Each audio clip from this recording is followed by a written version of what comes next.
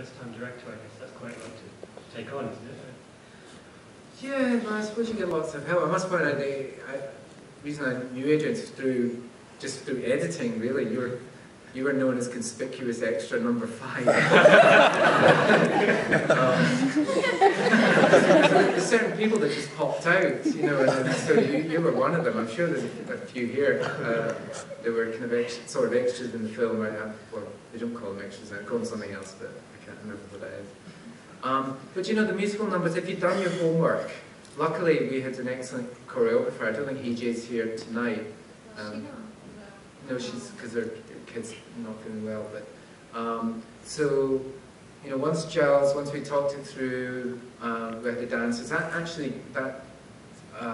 makes things much easier for me, actually. On those days I didn't actually have to direct as much as I usually do, because there's all that kind of blocking and stuff, and where everybody's standing, that's the bit that I find difficult, you know, basically the directing part. But once the dancing's all going, you know, I kind of feel like one of those, like a Roman senator is eating grapes and clapping his hands and bring on the dancing girls, you know. That particular day was a lot of fun. And I mean, you looked like you were having... That was the best. Yeah, that was really fun. Do you remember, Ollie, that I think the night before we watched some like 100 greatest dance scenes in the movies on YouTube, and then we did the first rehearsal of that scene, and Ollie ran up to me and was like, "This is going to be the 101." It's really cool.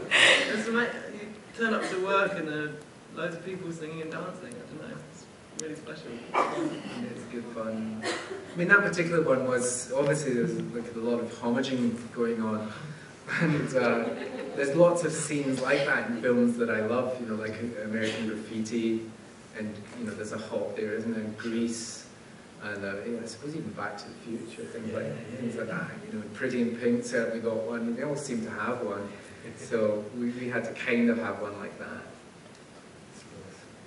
And what about with re-recording the music? Because you all have now recorded the songs. Did you do that after the filming? Or We did it before and then again after. We sort of got rough. And jury.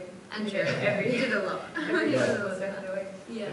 And how was that going into the studio and all of that? Was that? At first it was kind of terrifying, just because, I don't know, we were singing Stuart songs, and I mean, I'm not a singer, and so I was a little bit nervous, but it was I think we were pretty comfortable pretty quickly, I think. Stuart was surprisingly not too picky with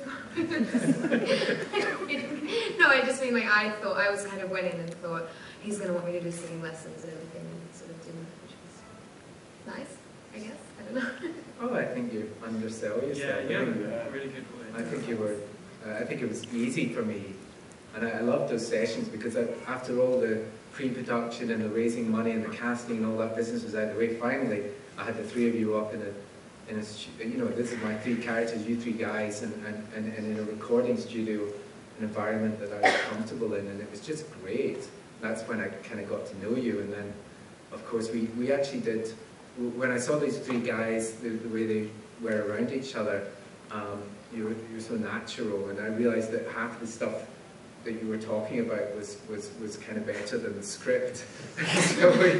so we did quite a lot of improvisation, and even, do you remember, like, in the recording studio, before the movie was even shot, you would kind of read stuff and riff off stuff. That was over the canoeing scene, right? Yeah, we used so much of that stuff, Dave and I, in the editing, just laying it over the film. That might be a